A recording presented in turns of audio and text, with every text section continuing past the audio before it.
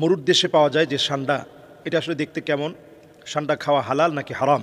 শাইখ, সম্প্রতি দেখা যাচ্ছে সান্ডা খাওয়া নিয়ে মারামারি বা বিভিন্ন ধরনের কথাবার্তা চালাচালি হচ্ছে। দয়া করে জানাবেন সান্ডা খাওয়া কি জায়েজ, বা ইসলামী দৃষ্টিভঙ্গিতে সান্ডার মধ্যে আলাদা কোনো কি উপকার বা পুরুষদের জন্য কোনো আলাদা কোনো পাওয়ার ক্রিয়েট করে এরকম কোনো কিছু আছে কিনা? প্রিয় ভাইরা, প্রথম কথা হচ্ছে যে সান্ডা যেটা আমরা দেখি, এই সান্ডা হচ্ছে একটা প্রাণী এবং এই প্রাণীটা হচ্ছে মরুভূমি বেস একটা প্রাণী। এক এক দেশে এক এক ধরনের মানুষের মধ্যে এক এক ধরনের কালচার আছে এবং এটা একটা সত্য এবং বাস্তবতার বিষয় হচ্ছে সেই পুরাতন আমল থেকে যখন ইউনানি এবং আয়ুর্বেদ শাস্ত্র চিকিৎসার ক্ষেত্রে চলে আসছে, কোনো পুরুষ কোনো নারী তার নানান ধরনের রোগ, শারীরিক মানসিক জৈবিক অনেক রোগ থাকে মানুষজনের, এটা আল্লাহ প্রদত্ত একটা সিস্টেম।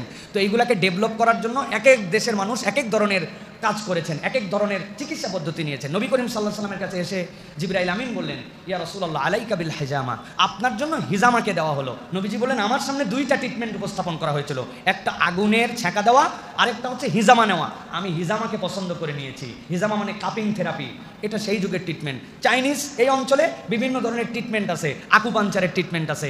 এই অঞ্চলের মানুষ পুরুষত্ব বৃদ্ধির জন্য জিন শিন সহ বিভিন্ন কিছু গ্রহণ করে, কিন্তু আরবের ট্রেডিশন ছিল এই সান্ডাকে তারা মনে করতো শক্তিশালী তার প্রতীক এবং এটাকে তারা বিভিন্নভাবে ট্রিটমেন্টে ব্যবহার করতো। এখন প্রথম কথা হচ্ছে যেটা জায়েজ না জায়েজ? হ্যাঁ জায়েজ, এটা আপনি গ্রহণ করতে পারেন। হারামের তালিকাটা এবং তার ক্রাইটেরিয়াটা রাসূলুল্লাহ সাল্লাল্লাহু আলাইহি ওয়াসাল্লাম বর্ণনা করে দিয়েছেন। আপনার পছন্দ হোক না হোক এটা আপনার বিষয়, কিন্তু জায়েজ না জায়েজ আপনি আমি নির্ধারণ করতে পারবো না। ঘাস ফড়িং আছে না, টিড্ডি দেখছেন না, টিড্ডি খাওয়া জায়েজ, কিন্তু আপনার আমার রুচিতে আসে না। আমার মেয়ে কাঁকড়ার জন্য পাগল, যেখানে যাবে সে কাঁকড়া খাবে, অক্টোপাস যেটা জায়েজ এটা খাবে। আমি তো এইগুলোর থেকে ওই টেবিল আলাদা করে দিই, তুই ওই টেবিলে খাবি আমি এই টেবিলে খাবো, এটা আমি খাইতেই পারি না। জায়েজ, এটা আপনার রুচি বা অরুচির ব্যাপার। কারণ সান্ডা যেটা বাংলাদেশের সান্ডা একটু ভিন্ন কারণে হিট করছে, এটা আপনারা জানেন। সেই বিষয়ের কথা আমরা বলতে চাই না বা এখানে প্রাসঙ্গিক না। প্রশ্ন যেহেতু আসছে খাওয়া জায়েজ বা না জায়েজ, আপনি যদি মনে করেন যে এই প্রক্রিয়ায় খেলে জায়েজ এবং হালাল হবে সেটা আপনি খেতে পারেন। তবে আমাদের দেশের মানুষের কাছে এটা অ্যাভেলেবেলও না বা আমাদের দেশের মানুষের জন্য এটা অতটা প্রয়োজনীয় নয়। অতএব প্রিয় ভাইরা, এই বিষয়ে আমাদের জন্য মতামত হচ্ছে যে এই প্রাণী যারা খান বা যারা ব্যবহার করেন এটা না জায়েজ বা হারাম নয়, ব্যবহার করতে পারবেন। এক ভাই জানতে চেয়েছেন যে আসলে পুরো ফেসবুক জুড়ে ইউটিউব জুড়ে সান্ডা নিয়ে অনেকে অনেক প্রশ্ন করছেন, এই জাতীয় অনেক ভিডিও রয়েছে। মরুর দেশে পাওয়া যায় যে সান্ডা, এটা আসলে দেখতে কেমন? সান্ডা খাওয়া হালাল নাকি হারাম? অত্যন্ত গুরুত্বপূর্ণ। আমাদের দেশে কোনো একটা ট্রেন্ডিং শুরু হলে সবাই ওইটার প্রতি খুব আকৃষ্ট হয়ে যায়। সস্তায় আমরা যখন আকৃষ্ট হই তখন নানা ধরনের অঘটন কিন্তু আমাদের দেশে ঘটে। এটা বিগত অনেক সময় ঘটেছে। যেমন সান্ডা তো আসলে মরুভূমিতে খুব একেবারে হাতের নাগালে পাওয়া যায় না, খুবই দুর্লভ প্রজাতির এই তৃণভোজী এই প্রাণী সান্ডা, যেটা আসলে লতা পাতা এগুলো খেয়ে বেঁচে থাকে, ঘাস খেয়ে বেঁচে থাকে, খুবই সামান্য, পানি একেবারে খায় না। যখন তাকে ধরার জন্য যায় তখন সামান্য পানি, যদি সে তখন খুব তৃষ্ণার্ত হয় তখন সামান্য একটু পানি খেয়ে নেয়। এই সান্ডাটা নবী করিম সাল্লাল্লাহু আলাইহি ওয়াসাল্লামের জামানায় সাহাবায়ে কেরাম সান্ডা খাচ্ছিলেন। নবীজির সামনে উপস্থাপন করা হয়, নবীজি খায়নি, তবে নবীজি নিষেধ করেনি। তো এই দৃষ্টিকোণ থেকে পরিষ্কারভাবে বোঝা যায় যে নবীজি যা নিষেধ করেনি সেটাকে আমি আপনি নিষেধ করার কোনো সুযোগ নেই। নবীজি নিষেধ করেনি, নবীজি বলছে ঠিক আছে তোমরা খাও। সেই মুসলিমে একটি হাদিস এসেছে, নাহা রাসূলুল্লাহ সাল্লাল্লাহু আলাইহি ওয়াসাল্লাম আন আকলি কুল্লু যী নাবিন মিনাস সাবঈ। নবী করিম সাল্লাল্লাহু আলাইহি ওয়াসাল্লাম নখ বিশিষ্ট, খোর বিশিষ্ট, যেগুলো হিংস্রতার সাথে মানুষকে আক্রমণ করতে আসে, এগুলোকে খেতে নবী করিম সাল্লাল্লাহু আলাইহি ওয়াসাল্লাম এই জাতীয় প্রাণী খেতে নিষেধ করেছেন। সহিহ মুসলিমের এই হাদিসটি অনুযায়ী আসলে অনেকে সান্ডাকে, হানাফি মাযহাবের ফতোয়া হচ্ছে যে এটাও যেহেতু মানুষকে অন্তত ক্ষিপ্রতার সাথে আক্রমণ করতে আসে, আপনি দেখবেন ফুসফুস করে আওয়াজ করে, এই জন্য হানাফি মাযহাবের ফতোয়ায় এটা খাওয়াকে পছন্দনীয় মনে করা হয় না।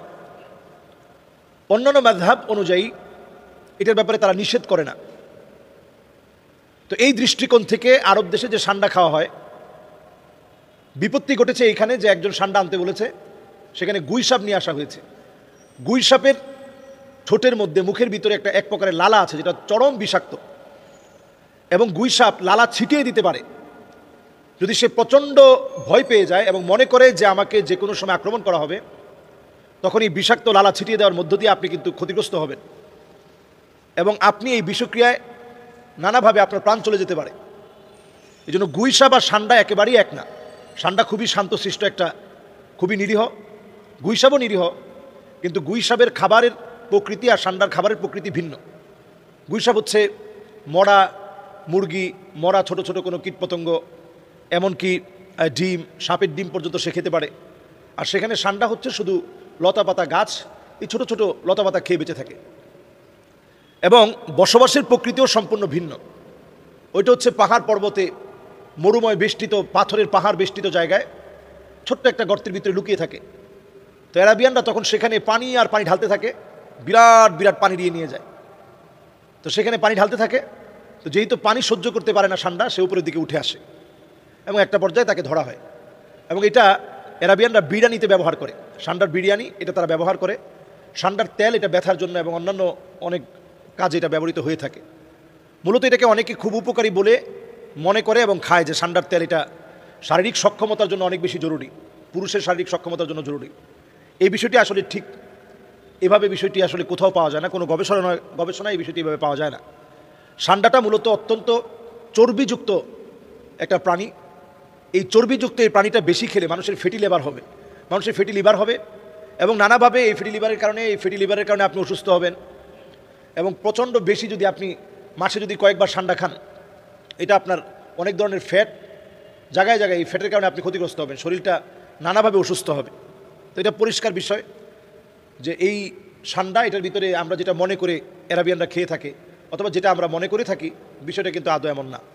আল্লাহ আমাদেরকে বোঝার তৌফিক দান করুক। আসসালামু